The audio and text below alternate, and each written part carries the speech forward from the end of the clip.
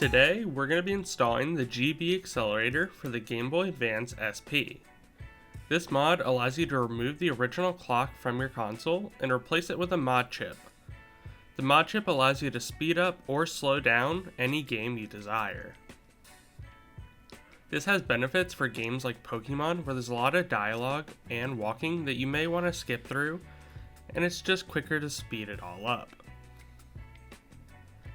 The first step to installing this mod is removing the original clock from the console.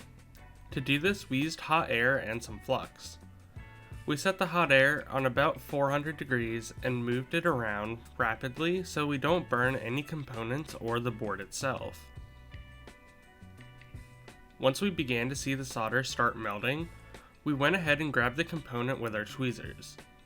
You don't want to put any pressure on the component when you're trying to lift it. If it doesn't lift away on its own, continue applying heat. Eventually you should be able to lift it away with no pressure. Now that we have the original clock off of the board, let's go ahead and clean up the flux that we applied. We'll simply use some alcohol and a Q-tip. Keep in mind that if you use a lot of flux, it will go through the vias through the other side of the board. So flip your board over and check right above the LCD connector to see if there's any more flux there. As you can see, I had a pretty big puddle. Now that we've got the board prepared, let's go ahead and prepare the GBAccelerator board. We'll simply go ahead and apply solder and solder all 7 wires onto the board. The colors don't necessarily matter, but we do try to stick to black being ground and red being power. You also want to make sure you clean up all of your flux off the board. Now we can go ahead and position our GBAccelerator on the Gameboy Advance SP. You'll want it to sit directly below the CPU and right above the cartridge slot. To begin wiring this, you'll want to wire your voltage wire to the first pin on the cartridge slot on the left. Your ground wire will go all the way over to the right on the 32nd pin of the cartridge slot. And finally, your orange wire will go to the pad that connected the clock that we removed. Now all that's left is connecting the LED and the 3 buttons to the remaining wires. On the front half of the console, you'll have to make sure that you wire the 1 wire on the LED pad to the pad located directly next to the LED. For the 3 buttons, it doesn't necessarily matter what order you solder them in. However, we always do up goes to the right bumper, down goes to the left bumper, and select goes to the select button. This way, if you enter manual mode, you'll have up and down correlating to left and right. Remember when you're routing your wires to try and keep them as short as possible and keep them out of any of the white spaces that the membranes will sit in. If they're sitting under the membranes, they can impact the feel of the buttons. There are 2 ways of operating the GBAccelerator. There's the default mode in which it comes from the factory, where it'll cycle through all the different speeds, one after another.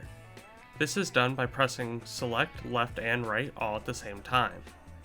You'll start off with the console in normal mode, it'll then go to fast, super speed, slow-mo, and back to normal.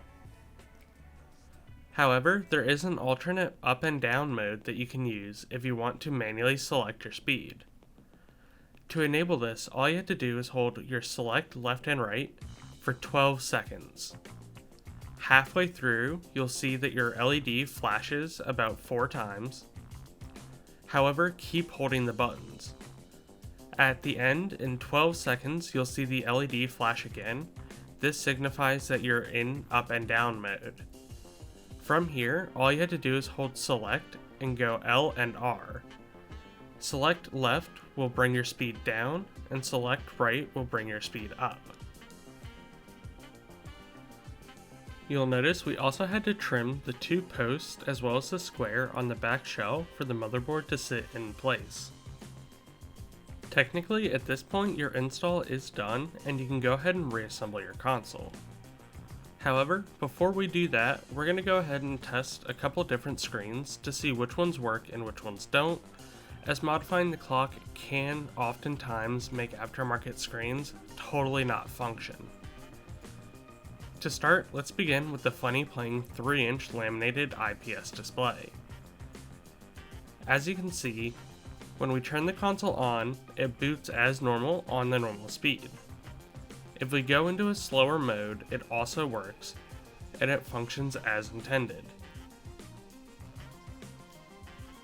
However, once we start using the faster modes, that's when things start to act wrong. If you notice, we can go back into normal speed. However, when we get into the game, if we try and go into fast mode, then the entire screen fades out into black. So we don't recommend using a funny playing 3-inch IPS display for this mod.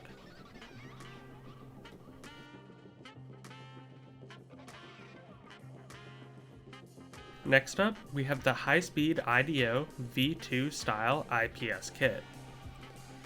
As expected, this kit works in the normal and slow speeds. However, once you go into an overclocked mode, you'll notice that the screen begins to glitch. While this isn't technically unplayable, we don't recommend playing games like this, therefore we don't recommend this screen with the GBAccelerator mod.